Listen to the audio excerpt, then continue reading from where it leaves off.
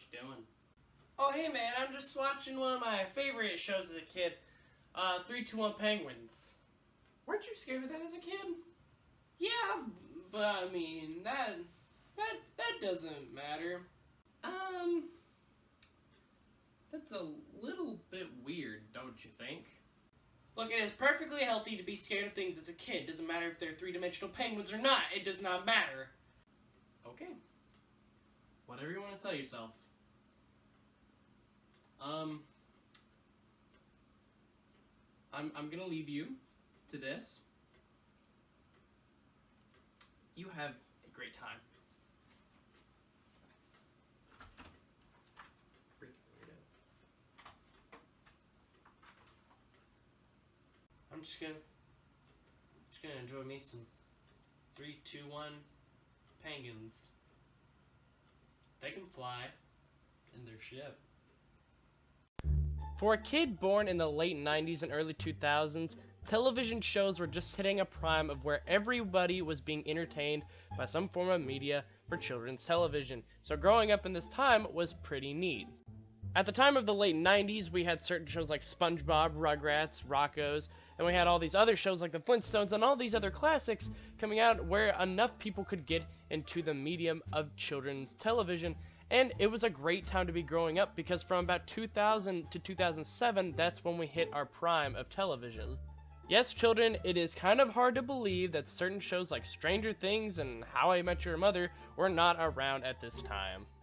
Of course, you had your certain shows that everybody liked. Maybe you grew up with Nickelodeon, maybe you grew up with Disney, maybe you grew up with Cartoon Network, and hey, maybe you grew up with Thomas the Train.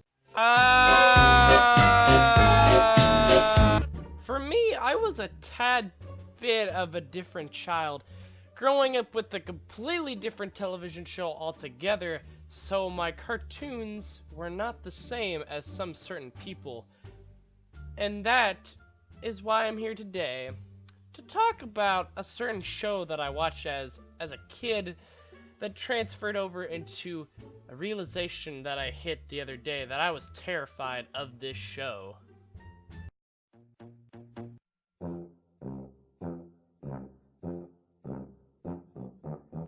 Yes, this was the one show that I absolutely loved as a kid. I watched this show constantly, like all of the time. There was not a moment where I was at my grandmother's house where I wasn't sitting down, putting in a VHS tape of a VeggieTales episode, and I absolutely loved it. I have so many of these VHS tapes of me of all these good VeggieTales episodes, and look at these. Look at how aged they are. I've had these suckers for quite some time. A lot of these are still in storage, and some of them took place even outside of the Bible stories that they told, but VeggieTales was absolutely great, even parodying Batman in some sense, and having its own little thing. But today we're here to talk about the one show, 3-2-1 Penguins.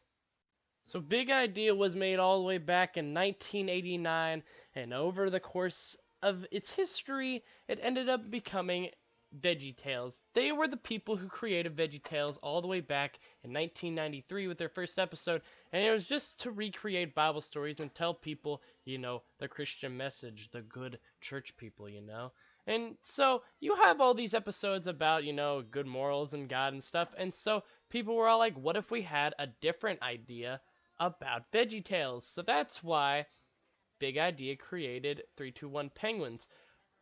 But it all started with the way that they announced it was the reason why I feared it so much. In 1993, Big Idea... Now this was when I was about 5 years old or so. I vaguely remember picking up the VHS copy of the store of King George and the Ducky, which was created back in the year 2000. And at the beginning, it showed this brief little history of how VeggieTales was made. Well, you progress on later on into this little video before the entire actual episode starts, of where it tries to say that it's becoming better and better, and so they wanted to change up the formula a bit. But that's when it turned over, and this happened.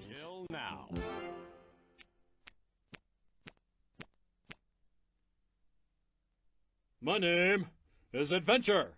No, wait. My name is Zigil.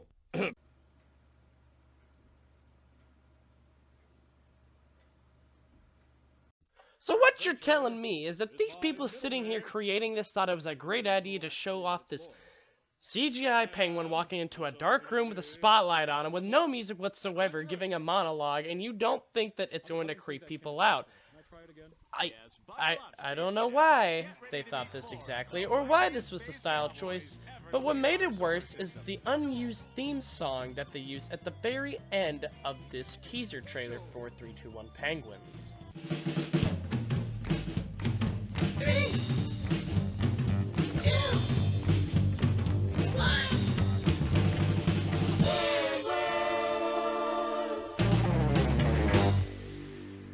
Phil Vischer, I don't know who you are, but I want to hunt you down and beat you to death.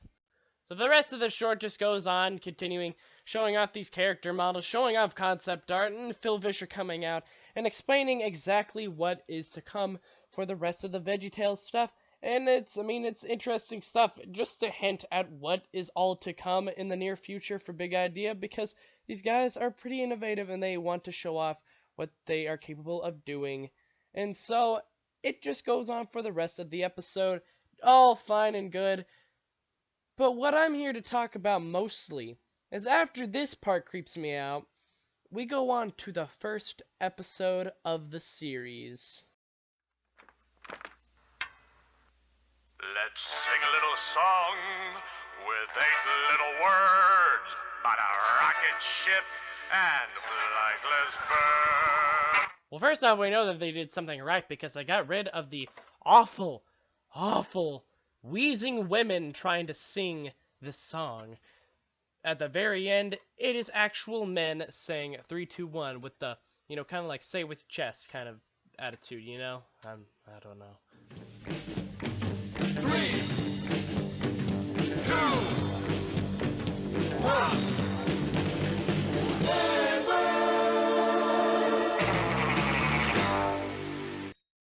It at least sounds better, but the entire point is that this episode alone struck fear into me as a child.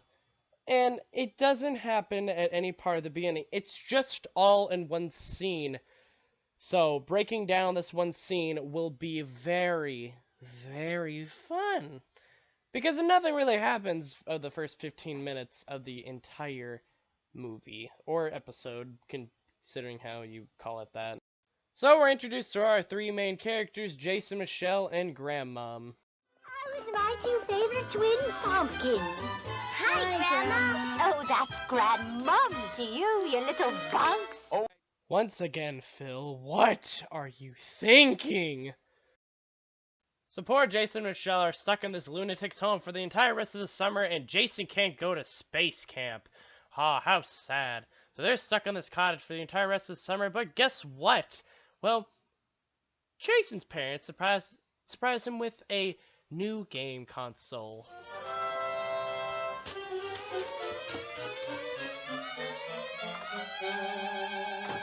Now, for some odd reason, Big Idea still thinks it's a good idea, because look at this! He's looking around. Oh my gosh, just watch.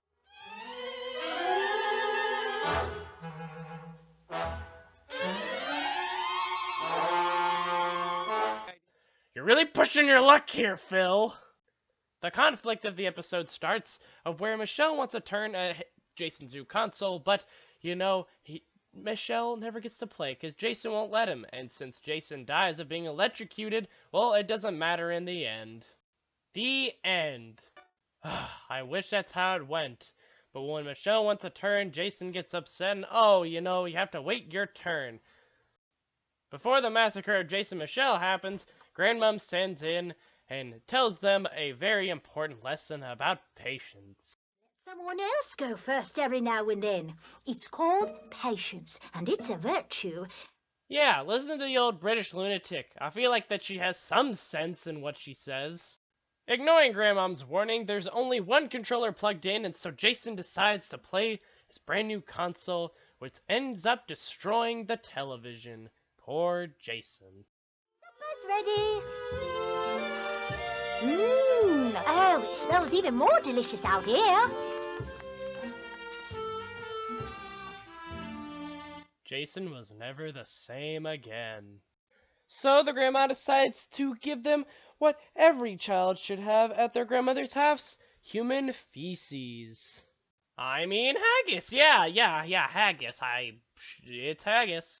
So the children run upstairs to where Michelle grabs these little toy penguins, decide to go and play, and they headed their way upstairs. Slowly, as the night goes on, we begin to see that Grandmom is slowly losing her sanity. Oh, this might. Oh. She slowly begins to look in her vacuum to where she can finally suck away her pain, and her head with it! Look at it! Jason's curiosity peaks as he looks to the ceiling and finds a gold ring far off in the distance and far away from his reach, just like the marriage with his fiancée. Oh, you dropped your hat. Now we see Jason's psychotic side. Huh, he almost killed his sister by decapitating her. That's nice. Fell from the sky. I wonder where they go. No, Jason. Last time I heard that tone of voice from you, we ended up in a prison in Mexico, and we're not doing that again. So this is the part of where I actually became scared as a child. This is where the tone turns. From where the creepy music pops up and Jason climbing up into this attic, the music and the tone matches a horror film.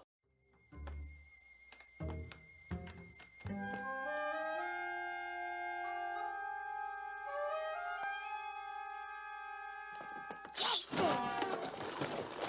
Greetings, Earthling.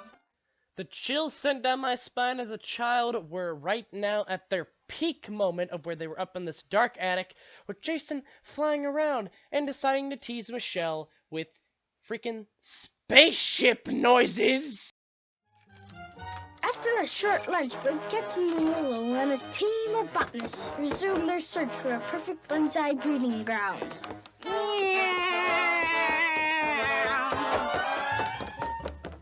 Jason, this is why you are bullied at home. Because of this!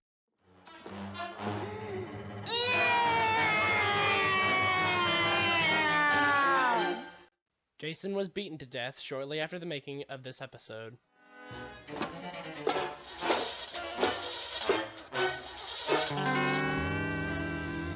It's freaking possessed!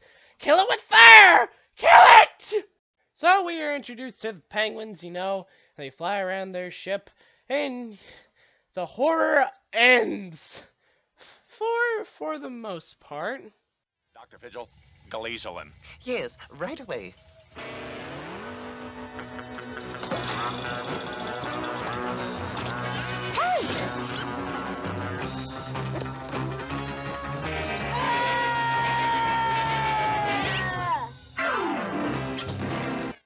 Want to know what a Gleazel is, but at the same time, do you realize that you just kidnapped a child? Flightless talking birds have kidnapped this child from his attic. Actually, maybe it's safer outside the attic now that I think about it. For the next few minutes, we're introduced to Captain Zigil, the Dr. Figil, the pilot Midgel, and of course, the only person with any sense on the entire ship, Kevin. Just watch. What does he do?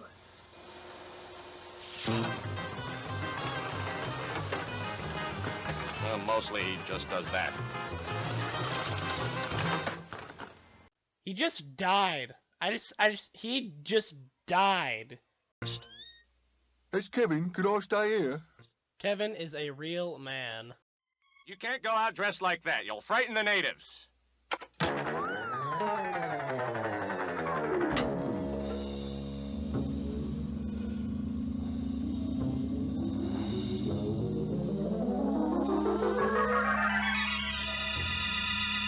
Yes, this entire planet is made of vacuum cleaners that can talk.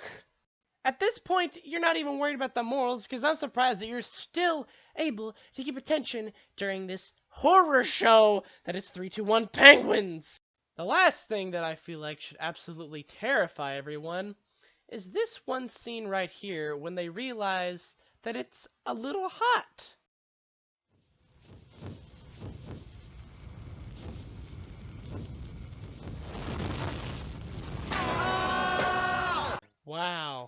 just, wow. They are literally about to burn to death. Well, you know, since Jason is the main character and stuff, he teaches them all the lesson to, you know, be able to wait your turn and stuff. All the good morals that VeggieTales is known for, and stops the planet from incinerating. Attention everyone! President Noam, the president, was at the front of the line when the planet abruptly stopped. Where is he now? He was last seen hurling through space. Over there!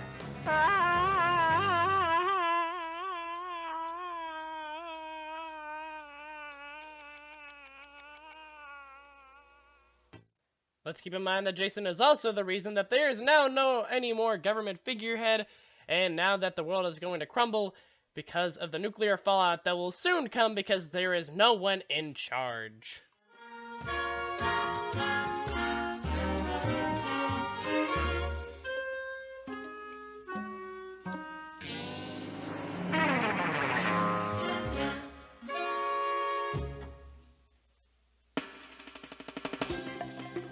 And there we go. Jason is now the reason that Planet Wait Your Turn is now an apocalyptic wasteland. Good job. Phil, you are a madman in the making. So yeah, I was absolutely terrified. And now I'm going to have to go through therapy because once again I had to relive that horrendous experience known as 321 Penguins. And man, I don't know exactly what to think. The fact of me being terrified of this as a child signifies that I'm not sure how they were able to put this on store shelves because of the parents' reception, but apparently it was seen fairly well due to the morals and it, you know, teaching stuff from the Bible. But I mean, it's not like I'm gonna sit here and I'm gonna say that I'm totally scared of it. Oh, no, I am not scared of this. I'm a very, very, very, very powerful man. I can, you know, not be afraid of child television shows, I think. But I think for the most part that, yeah, 321 Penguins is a solid show and is a large part of my childhood, so being afraid of it is just a teeny tiny part of the good memories that I actually had. So that was just a little bit of my childhood fears. If you guys enjoyed it, then maybe, I don't know, check out other videos. I'm trying this out and seeing if this works. But if you liked it, then go and, you know, subscribe for more and stuff like that. And, yeah, I'll see you guys later. Don't be scared of stuff.